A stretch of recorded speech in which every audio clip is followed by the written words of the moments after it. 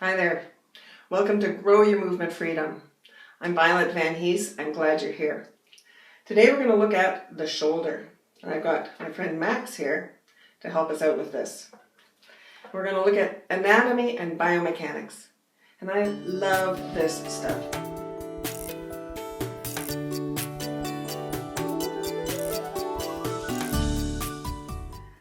I love this stuff because it helps me figure out how the structure of the body is designed to work optimally so that I can actually use that when I go out in the field and see how can I improve how my arm can move around. Because the arm was built to be able to move up, move down, move forward, move back, all this range of motion that arms do.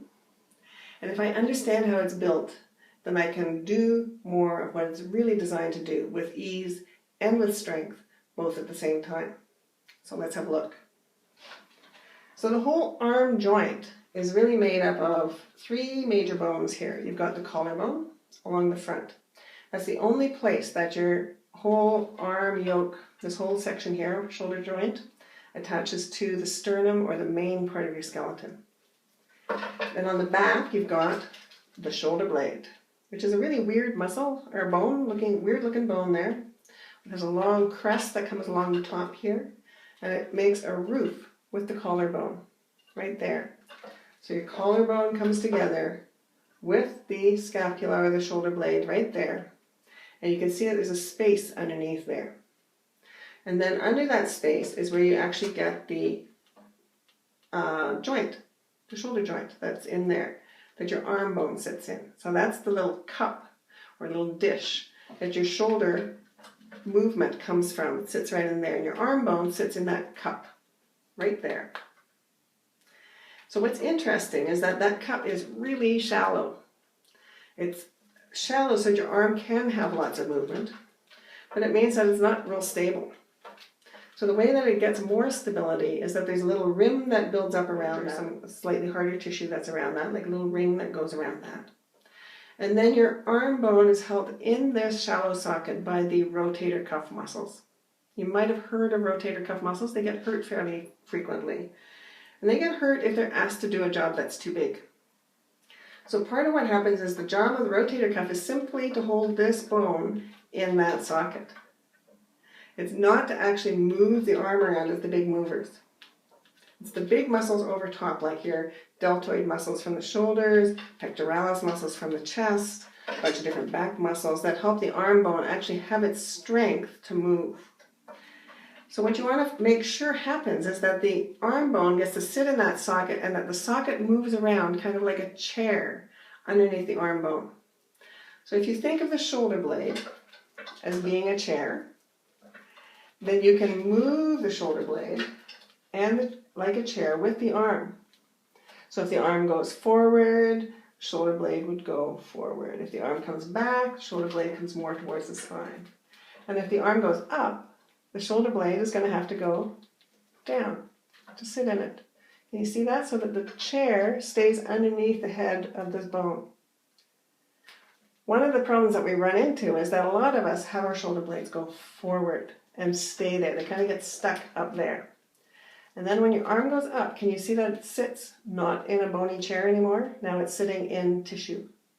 So now all that rotator cuff area around here is trying desperately to hold the bone inside that little chair.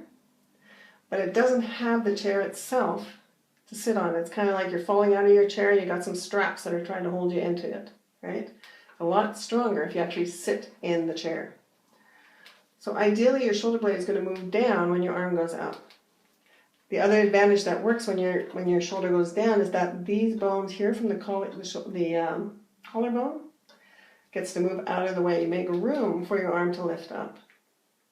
Otherwise, what might happen is your shoulder blade sits forward and you actually run into those bones, and that limits your range of motion. So you can feel that, or you can see that in some people. They're fairly forward, and then they start to lift their arm up, and then you finish about here. It's as far as it goes, until the shoulder blade goes back, and then you can lift further.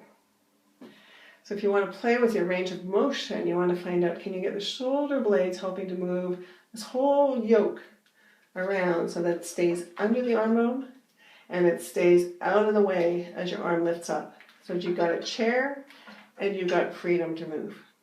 Strength and free range of motion there. Two things together. Okay? So there's something pretty fun to think about for the next while. Now you can figure out lots of things that you use your shoulders for, because you push, you pull, you lift, you pull down. So you're going to go exploring with that. And later on today, I'm going to go exploring with something I love to do, which is kayaking. And for kayaking, I have to be able to move my paddle in a lot of different places. If I'm going to kayak well, I'm going to be able to reach with my paddle, I'm going to be able to pull it back, I'm going to be able to lift one hand up and one hand down without knocking over the lamp. I'm going to be able to push overhead, I'm going to be able to move all over. So ideally when I'm paddling, I want my shoulder blades moving and sliding really well to stay under the arm bones. So my arm bones have a chair to sit in and lots of strength and lots of support from the muscles in the back and even the bones and the muscles down towards the big guys. The pelvis, the lower back, all those big muscles and big bones down there. That makes me much stronger and much safer when I'm working with my shoulders, because then I'm not straining right in the shoulder joint. I'm spreading out the work through all those bones and muscles, all the way through my torso and my body. So there you go. Let me know what you go exploring with, and please explore really gently, carefully, little movements, just to see what starts to happen. What does it feel like to have shoulder blades? First of all, shoulder blades, just have them. And then when they start to move around a little bit, does that change your sense of your movement, your strength, your range of motion? Let me know. See you next time. Thank you. Bye-bye.